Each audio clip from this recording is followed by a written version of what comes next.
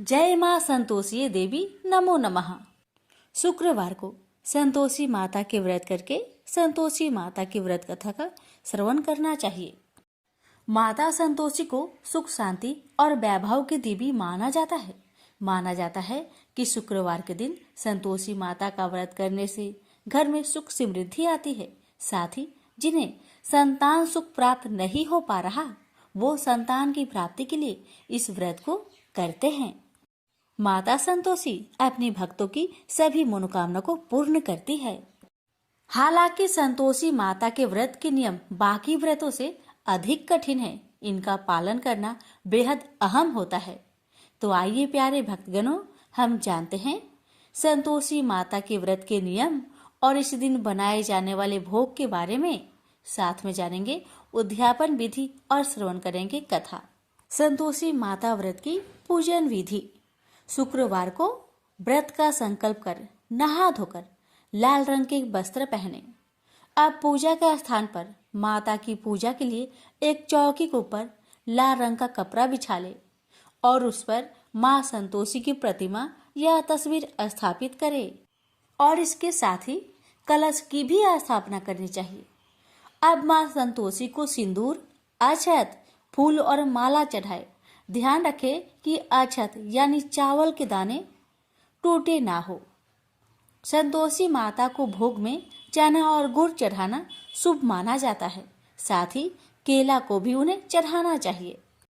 अब घी का दीपक जलाए, धूप दिखाए और व्रत कथा चालीसा मंत्र पढ़कर आरती करे। संतोषी माता की व्रत की उद्यापन विधि विस्तार से जानिए। इस विधि से तब तक व्रत करते रहे जब तक कि आपकी मनोकामना पूरी ना हो जाए। मनोकामना पूरी होने पर उद्यापन अवश्य करें। उद्यापन के लिए 2.5 सेर खाजा, मोयनदार पूरी, खीर, चने की सब्जी और नैवेद्य रखे। घी का दीपक जलाकर संतोषी माता की कथा कहे, जयकारा लगाकर नारियल फोड़े। इस दिन घर में कोई खट्टाई न खाए, ना ही किसी को कुछ भी खट्टा खाने को दे। इस दिन 8 लड़कों को भोजन कराए। लड़के अपने कुटुंब के हो तो अच्छा, अगर ना हो तो ब्राह्मण बालकों को, रिश्तेदारों, पड़ोसियों के लड़कों को बुलाए, भोजन कराके यथाशक्ति दक्षिणा दे, जिसमें पैसे के स्थान पर कोई फल देना अधिक अच्छा होता है। इस तरह विधि पूर्वक पूजा उद्यापन से घर में संतोषी माता की कृपा सदैव बनी रहती है। अब आइए श्रवण करते हैं माँ संतोषी की व्रत कथा। कथा को अधूरा ना छोड़े। माँ की कृपा पाने के लिए कथा को पूरा अवश्य सुनिए और दूसरों के पास भी शेयर कीजिए। प्रेम से बोलिए संतोषी माता की जय। एक बुढ़िया माई थी। उसके 7 लड़के थे। 6 कमाने वाले थे और एक निकम्मा था, कमाता कुछ नहीं था।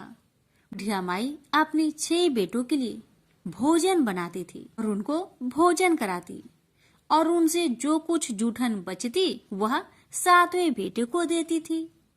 एक दिन 7वां बेटा अपनी पत्नी से बोला, देखो मेरी माँ को मुझ पर कितना प्रेम है। वह बोली, क्यों नहीं, सबका जो जूठा तुमको खिलाती है।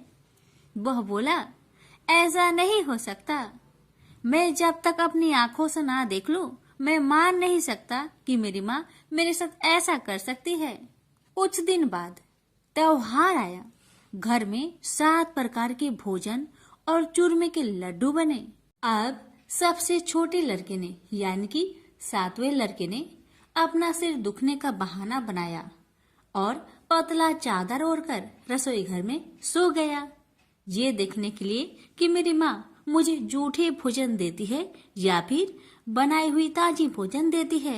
लड़का झूठ मूठ का सोने के नाटक करके रसोई घर में सोया हुआ है।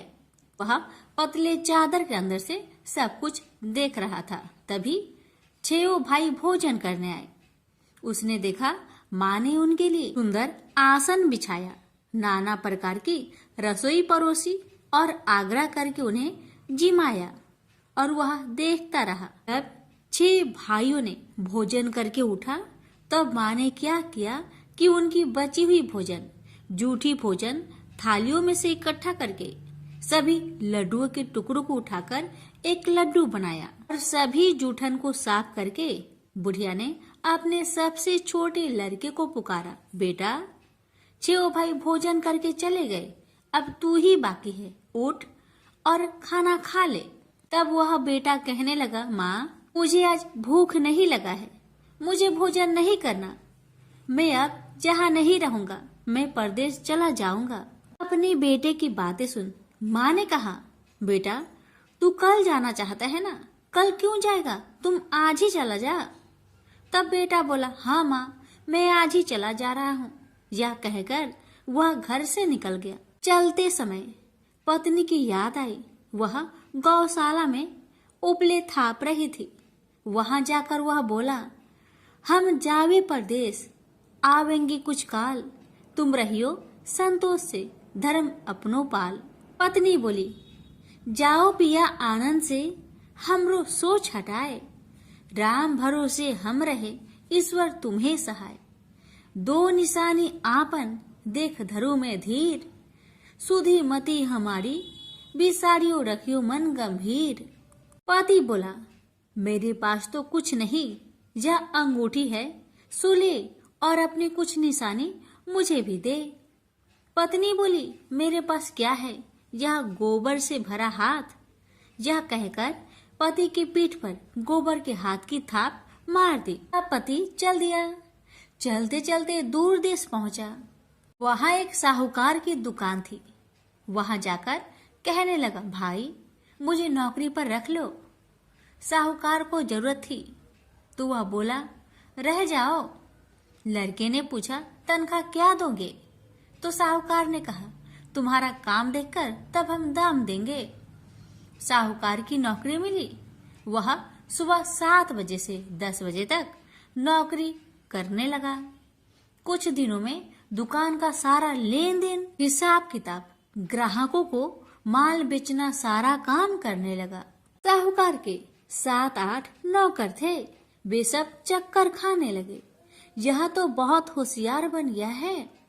सेठ ने भी काम देखा और 3 महीने में ही उसे आधे मुनाफे का हिस्सेदार बना लिया।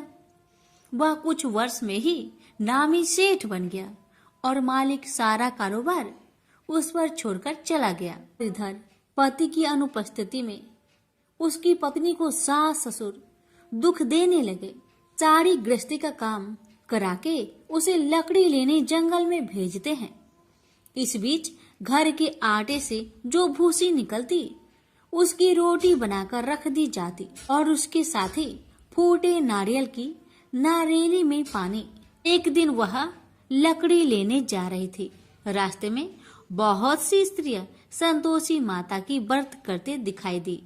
वह लड़की खड़ी होकर कथा सुनने लगी और पूछा, बहनों तुम किस देवता की व्रत करती हो और उसके करने से क्या फल मिलता है? यदि तुम इस व्रत का विधान मुझे समझाकर कहोगी तो मैं तुम्हारा बड़ा एहसान मानूंगी। तब उनमें से एक स्त्री बोली, सुनो बहन, यह संतोषी माता का व्रत है। इसके करने से निर्धनता, दरिद्रता का नाश होता है और जो कुछ मन में कामना हो सब संतोषी माता की कृपा से पूरी होती है। तब उसने उससे व्रत की विधि पूछी। वह भक्तिनी स्त्री बोली, 1.25 आने का गुड़ चना लेना, इच्छा हो तो 5.25 आने का लेना, या फिर 1.25 रुपए का भी सहूलियत के अनुसार लाना।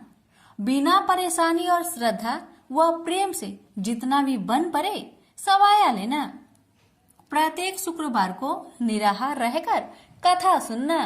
इसके बीच कर्म टूटे नहीं, लगातार नियम पालन करते रहना। सुनने वाला कोई न मिले तो घी का दीपक जला उसके आगे या जल के पात्र के सामने रखकर कथा कहना। जब कार्य सिद्ध न हो नियम का पालन करना और कार्य सिद्ध हो जाने पर व्रत का उद्यापन करना। 3 मास में माता फल पूरा करती है। यदि किसी के ग्रह खोटे भी हो तो भी माता वर्ष भर में कार्य सिद्ध करती है। फल सिद्ध होने पर उद्यापन कर लेना चाहिए, बीच में नहीं। उद्यापन में और 2.5 सेर आटे का खाजा तथा इसी परिमाण में खीर तथा चने का साग करना। 8 लड़कों को भोजन कराना, जहाँ तक मिले देवर जेठ भाई बंधु के हो, न मिले तो रिश्तेदारों और पास पड़ोसियों को बुलाना। उन्हें भोजन करा, यथाशक्ति दक्षिणा दे, माता का नियम पूरा करना। उस दिन घर में खटाई न खाना। यह सुन बुढ़िया माई के लड़के की बहू चल दी। रास्ते में लकड़ी की बोझ को बेच दिया और उन पैसों से गुड़ चना ले माता की व्रत की तैयारी कर आगे चली और सामने मंदिर देखकर पूछने लगी, यह मंदिर किसका है? सब कहने लगे, संतोषी माता का मंदिर है। यह सुनकर माता के मंदिर में जाकर चरणों में लौटने लगी। दीन हो विनती करने लगी, माँ मैं निपट अज्ञानी हूँ, व्रत के कुछ भी नियम नहीं जानती, मैं दुखी हूँ। हे माँ जगत जननी, मेरा दुख दूर कर, मैं तेरी शरण में आई हूँ। माता को दया आई। एक शुक्रवार बीता कि दूसरे को उसके पति का पत्र आया और तीसरे शुक्रवार को उसका भेजा हुआ पैसा आ पहुंचा। यह देख जेठ जेठानी मुंह सिडोकने लगी। लड़के ताने देने लगे। काकी के पास पत्र आने लगे, रुपया आने लगा। अब तो काकी की खातिर बढ़ेगी। बेचारी सरलता से कहती, भैया कागज आवे रुपया आवे, हम सब के लिए अच्छा है। ऐसा कहकर आंखों में आंसू भरकर संतोषी माता के मंदिर में आ मातेश्वरी के चरण में गिरकर रोने लगी। माँ मैंने तुमसे पैसा कब मांगा है माँ? मुझे पैसे से क्या काम है माँ? मुझे तो अपने सुहाग से काम है। मैं तो अपनी स्वामी के दर्शन मांगती हूँ माँ। तब माता ने प्रसन्न होकर कहा, जा बेटी तेरा स्वामी आएगा। यह सुनकर खुशी से बावली होकर घर जा पहुंची, अपना काम काज करने लगी। अब संतोषी माँ विचार करने लगी, इस भोली पुत्री को मैंने कह तो दिया कि तेरा पति आएगा, लेकिन कैसे? वह तो इसे सपने में भी याद नहीं करता। उसे याद दिलाने को मुझे ही जाना पड़ेगा। इस तरह माता जी उस बुढ़िया के बेटे के पास जा सपना में प्रकट हो कहने लगी, साहूकार के बेटे तुम सो रहा है या जागता है? वह कहने लगा, माता मैं सोता भी नहीं जागता भी नहीं, कहो क्या आज्ञा है? माता कहने लगी, तेरे घर बार कुछ है कि नहीं? वह बोला, मेरे पास सब कुछ है माँ, माँ बाप है, पत्नी है, क्या कमी है माँ? माँ बोली, भोले पुत्र तेरी पत्नी घोर कष्ट उठा रही है, तेरे माँ बाप उसे परेशान कर रहे हैं, वह तेरे लिए तरस रही है, तू उसकी सुधि ले। वह बोला, हाँ माता जी यह तो मालूम है, परंतु जाऊं तो कैसे? परदेश की बात है, लेन देन का कोई हिसाब नहीं है, कोई जाने का रास्ता भी नहीं आता, कैसे चला जाऊं? माँ कहने लगी, मेरी बात मान, सवेरे नहा धोकर संतोषी माता का नाम ले, घी का दीपक जला, दंडवत कर दुकान पर बैठ, देखते देखते तेरा सारा लेन देन चुक जाएगा, जमा का माल बिक जाएगा, साज होते होते धन का भारी ढेर लग जाएगा। माता की बात मानकर वह नहा धोकर संतोषी माता को दंडवत घी का दीपक जला। थोड़ी देर में देने वाले रुपए लाने लगे, लेने वाले हिसाब लेने लगे। कोठे में भरे सामान की खरीदारी नगद दाम में दे सौदा करने लगे। शाम तक धन का भारी ढेर लग गया। मन में माता का नाम ले चमत्कार देख प्रसन्न होकर घर ले जाने के वास्ते गहना कपड़ा सामान खरीदने लगा। यह काम से निपट तुरंत घर को रवाना हुआ। उधर उसकी पत्नी जंगल में लकड़ी लेने जाती है। लौटते वक्त माता जी के मंदिर में विश्राम करती है। वह तो उसके प्रतिदिन रुकने का जो स्थान ठहरा। धूल उड़ती देख वह माता से पूछती है, हे माता यह धूल कैसे उड़ रही है?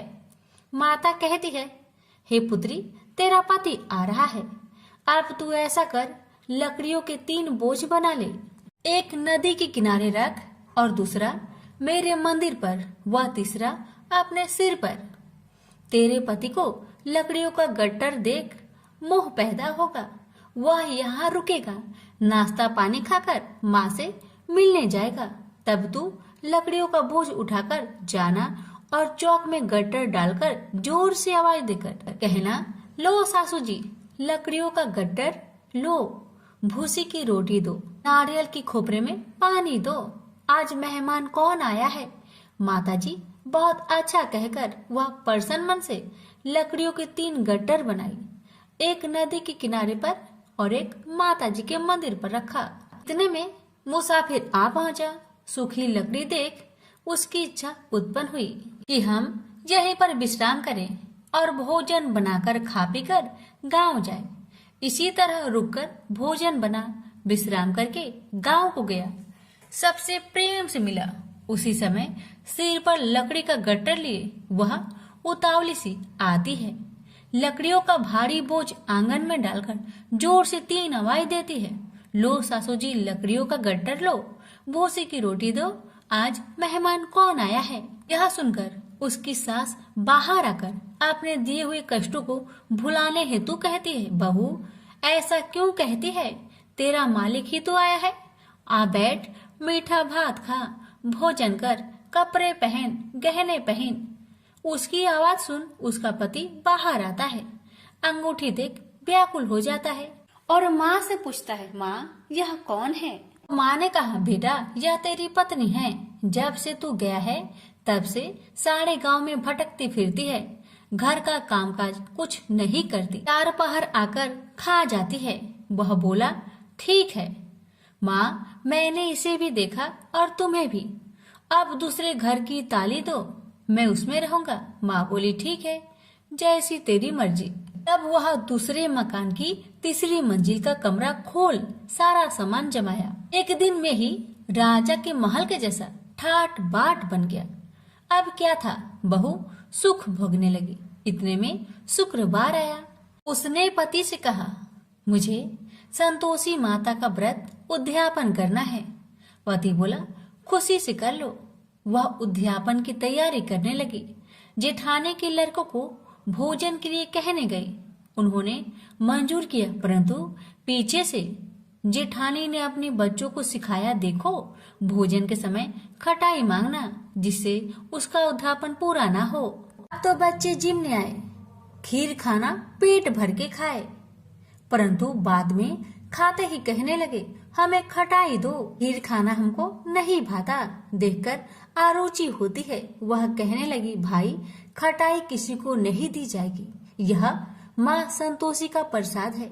लड़के उठ खड़े हुए, बोले, पैसे लाओ। भोली बहू कुछ जानती नहीं थी, वह उन बालकों को पैसे दे दिए। लड़के उसी समय हट करके इमली खटाई ले खाने लगे।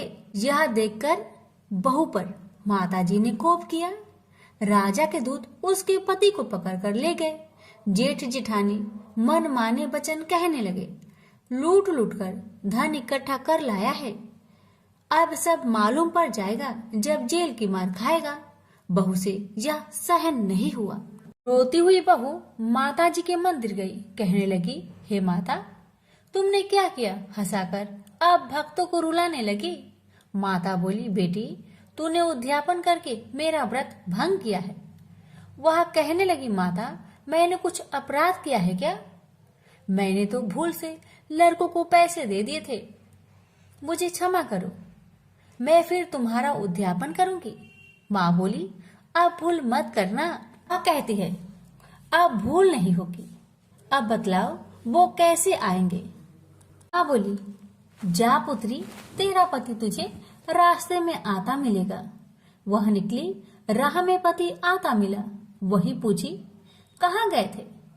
वह कहने लगा, इतना धन जो जमाया है उसका टैक्स राजा ने मांगा था, वह भरने गया था। वह परेशान हो बोली, भला हुआ, अब घर को चलो।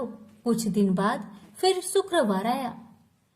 फिर वह बोली, मुझे माता का उद्यापन करना है। पति ने कहा, करो। पत्नी फिर जेठ के लड़कों को भोजन को कहने गई। ठानी ने 1-2 बातें सुनाई, सब लड़कों को सिखाने लगी, तुम सब लोग पहले ही खटाई मांगना। लड़के भोजन से पहले कहने लगे, हमें खीर नहीं खाना, हमारा जी बिगड़ता है, कुछ खटाई खाने को दो। वह बोली, खटाई किसी को नहीं मिलेगा, आना हो तो आओ। वह ब्राह्मण के लड़के को लाकर भोजन कराने लगी। यथाशक्ति दक्षिणा की जगह एक एक फल उन्हें दिया। संतोषी माता प्रसन्न हुई। माता की कृपा होते ही 9वें मास में उसके चंद्रमा के समान सुंदर पुत्र प्राप्त हुआ। पुत्र को पाकर प्रतिदिन माता जी के मंदिर में जाने लगी। माँ ने सोचा, यह रोज आती है, आज क्यों न आए, इसके घर चलो। यह विचार कर माता ने भयानक रूप बनाया। गुड़ चने से सना मुख, ऊपर सूर्य के समान होठ, उस पर मक्खियां भीन भीन कर रही थी। दहली पर पैर रखते ही उसकी सास चिल्लाई, देखो रे देखो, कोई चुड़ैल डाकिन चली आ रही है, लड़को इसे भगाओ नहीं तो किसी को खा जाएगी। लड़के भागने लगे, चिल्लाकर खिड़की बंद करने लगे। बहू रोशन दान में देख रही थी, प्रसन्नता से पगली बन चिल्लाने लगी, आज मेरी माँ मेरे घर आई है, आज मेरी माता मेरे घर आई है। वह बच्चों को दूध पीने से हटाती थी। इतने में सास का क्रोध फट पड़ा। वह बोली, क्यों उतावली हुई है, बच्चे को पटक दिया। इतने में माँ के प्रताप से लड़के ही लड़के नजर आने लगे। वह बोली, माँ जिसका मैं व्रत करती हूँ, यह वही संतोषी माता है। सबने माता जी के चरण पकड़ लिए और विनती कर कहने लगे, हे माता, हम मूर्ख हैं, अज्ञानी हैं, तुम्हारे व्रत की विधि हम नहीं जानते, व्रत भंग कर हमने बड़ा अपराध किया है। जग माता, आप हमारा अपराध क्षमा करो। इस प्रकार माता प्रसन्न हुई। बहू को प्रसन्न हो जैसा फल दिया, वैसा माता सबको दे। जो पढ़े उसका मनोरथ पूर्ण हो, जो सुने उसका भी मनोरथ पूर्ण हो। प्रेम से बोलिए संतोषी माता की जय।